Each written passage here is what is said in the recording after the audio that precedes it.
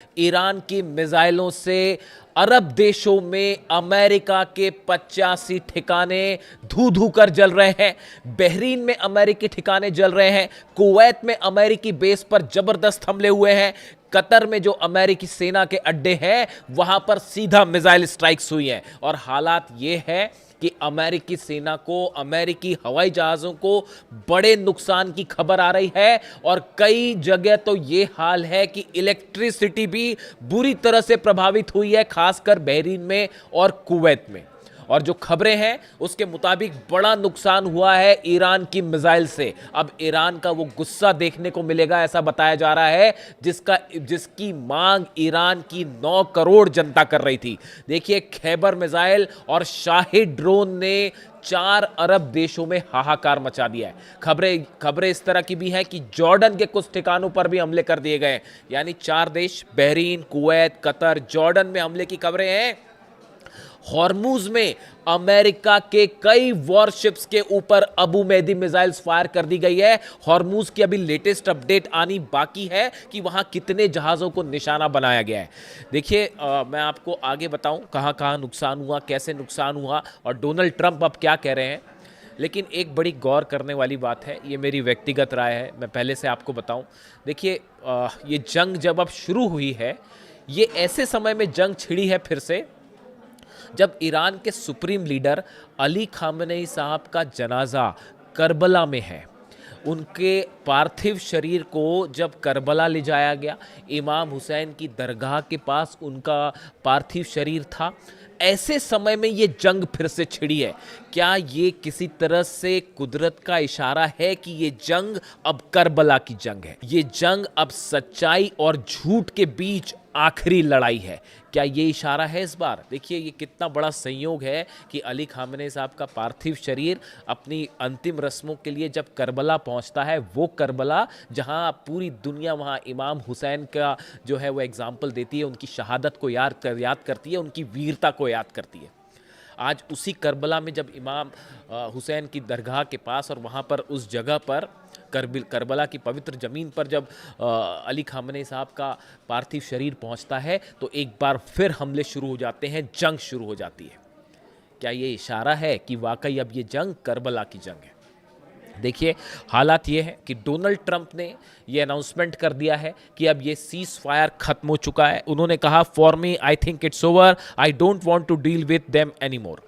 मैं अब ईरान के लोगों से कोई बात नहीं करना चाहता, ये डोनाल्ड ट्रंप ने कहा। उन्होंने कहा कि मेरे लिए MOU और सीज फायर जो है वो दोनों अब ख़त्म हो चुके हैं। साथ ही उन्होंने आरोप लगाए, उन्होंने ईरान के लोगों को झूठा कहा है, ईरान के लोगों को धोखेबाज कहा है। जबकि हकीकत ये है कि अगर कोई एक सच्चा इंसान था, वो थे ईरान के सुप्रीम लीडर, जो हमेशा अपनी बात पर कायम रहे। कोई अगर एक शख्स था जिसने कभी धोखेबाजी नहीं की, तो वो थे ईरान के सुप्रीम लीडर अली खामेनेई साहब। काश ये बात डोनाल्ड ट्रंप अगर समझ पाते तो आज फिर से ये जंग वाली नौबत नहीं आती।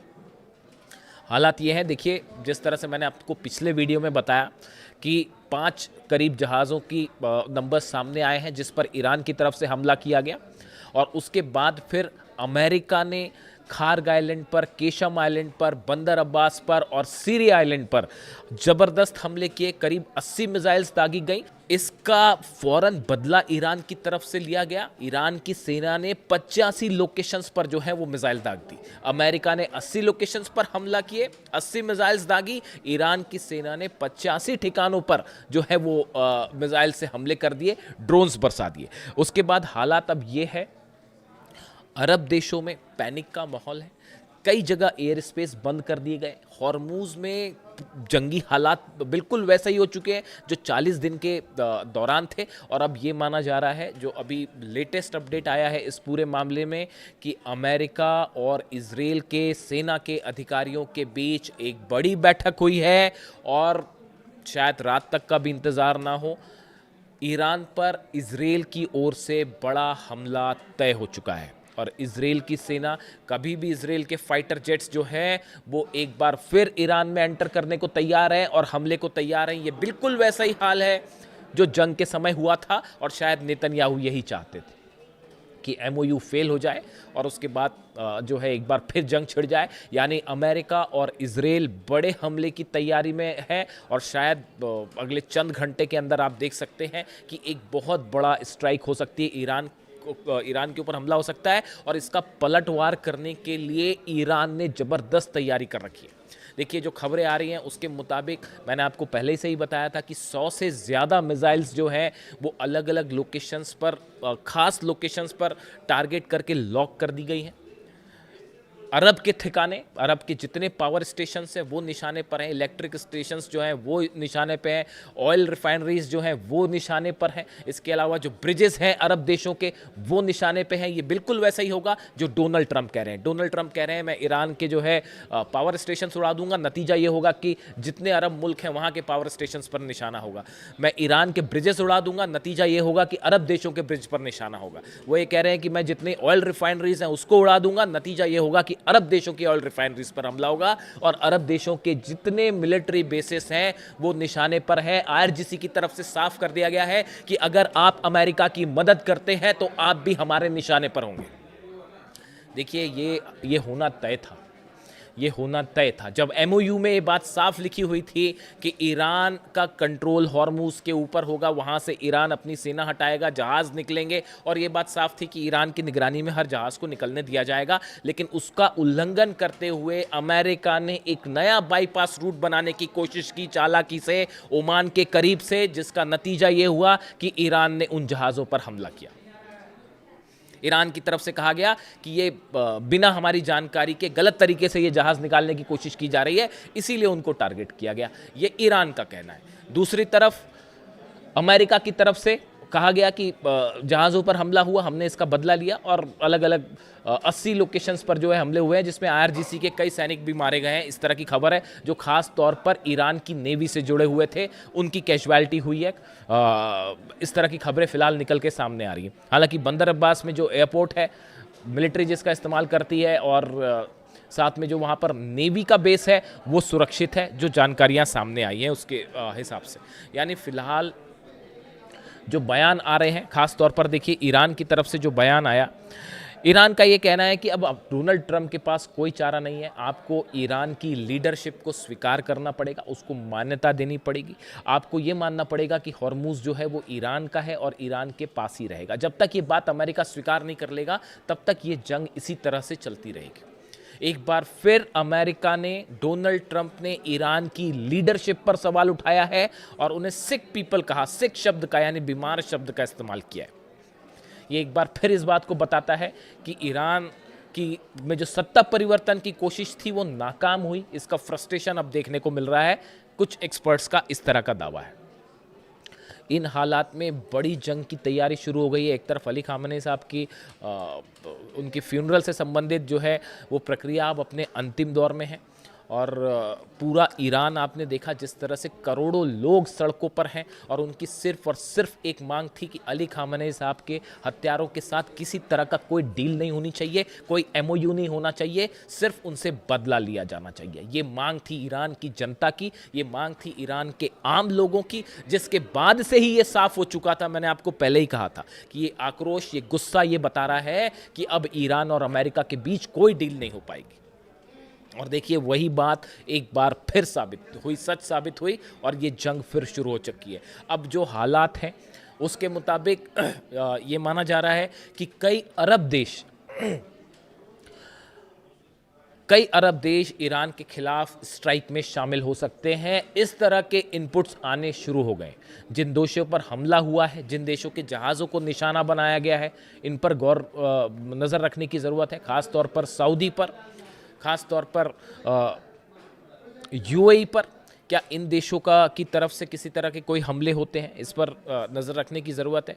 बहरीन की तरफ से क्या कोई कार्रवाई होती है, कह नहीं सकते आप। आज रात तक इसकी, अगले चंद घंटों में तस्वीर साफ हो जाएगी। लेकिन डोनाल्ड ट्रंप का जो बयान सामने आया कि जो है सीज़ फायर इज़ ओवर और एमओयू ख़त्म हो चुका है, उसके बाद नतीजा देखने को ये मिला है कि दुनिया भर के शेयर बाजार जो हैं उसमें हाहाकार मच गया है।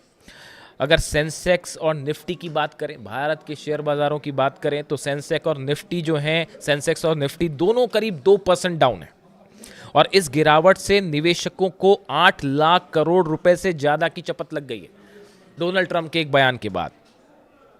हालात यह है कि बीएई लिस्टेड कंपनियों का कुल मार्केट कैप घटकर लगभग 472 लाख करोड़ रुपए रह गया है। सेंसेक्स के सभी शेयरों में भारी गिरावट दर्ज की गई है। आप बात करें अगर यूरोपीय शेयर बाजार की बात करें तो ब्रिटेन का जो FTSE 100 यानी फुटसी है, जिसे फुटसी भी कहा जाता है, इसमें करीब 2% की गिरावट देखने को मिली है। फ्रांस का CAC 40 हो, जर्मनी का डैक्स इंडेक्स 2% तक गिर गया। यानी आप देखिए पूरे यूरोप में, एशिया में, जापान का निक्केई 1.5% जो है वो गिर गया है। पूरे दुनिया में शेयर मार्केट में हाहाकार मच गया है। और इसके अलावा दक्षिण कोरिया का कोस्पी 6% लुढ़क गया है। आप देखिए कुछ नहीं बच रहा। अमेरिका से लेकर, यूरोप से लेकर, एशिया से लेकर जापान, कोरिया, हर तरफ इसका असर पड़ रहा है और शेयर मार्केट बुरी तरह से जो है हाहाकार मचा हुआ है शेयर मार्केट में डोनाल्ड ट्रंप के इस बयान के बाद। अब ये भी कहा जा रहा है कि हो सकता है डोनाल्ड ट्रंप ने अभी ये कह दिया कि भाई जो है MOU कैंसिल और सीज फायर कैंसिल और जंग की आहट है तो शेयर बाजार डाउन है, लेकिन हो सकता है कि कल तक वो अपने बयान से पलट भी जाएं, शायद शेयर बाजार को फिर से बैलेंस करने के लिए। कई बार ऐसा हो चुका है और कई एक्सपर्ट ये मानते हैं कि डोनाल्ड ट्रंप के इस तरह के जो बयान आते हैं वो सब शेयर मार्केट को मॉनिटर करते हैं, उसको मैनिपुलेट करने के लिए होते हैं कि आपने पहले कर दिया, कह दिया कि साहब सीज फायर खत्म, अब मैं हमला करूंगा, शेयर बाजार गिरे और उसके बाद फिर जो है खुद ही इस तरह से लॉबिंग की कि ये बयान दे दिया कि नहीं साहब अभी तो एक मौका और देता हूं मैं और सीज फायर अभी जारी रहेगा, और उसके बाद फिर से शेयर बाजार को आपने ऊपर कर दिया और अपना फ़ायदा कमा लिया। तो इस तरह के भी तमाम जो है एक्सपर्ट इस तरह की राय जाहिर करते हैं। लेकिन फिलहाल हालात ये हैं कि पूरे दुनिया के शेयर बाजार में हाहाकार मचा हुआ है।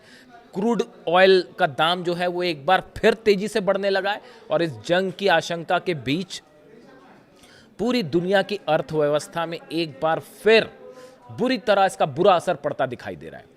देखिए ईरान की तरफ से जो स्टैंड है, ईरान की जनता का मूड पिछले 48 घंटे में और 72 घंटे में आप देखिए अली खामनेई साहब के जनाजे को देखने के बाद, उनके कॉफिन को देखने के बाद जो बाइट्स आ रही थी, वहाँ के लोगों का जो रिएक्शन, गुस्सा देखने को मिल रहा था, उस बात से ये बात अब साफ है कि ईरान की तरफ से अब ना अपना यूरेनियम दिया जाएगा, ना ही किसी तरह की न्यूक्लियर मुद्दे पर डील की जाएगी और ना ही अब एक भी इंच जो है हॉर्मूज पे किसी तरह का समझौता करने के लिए ईरान तैयार है। ये वहाँ की जनता की राय है।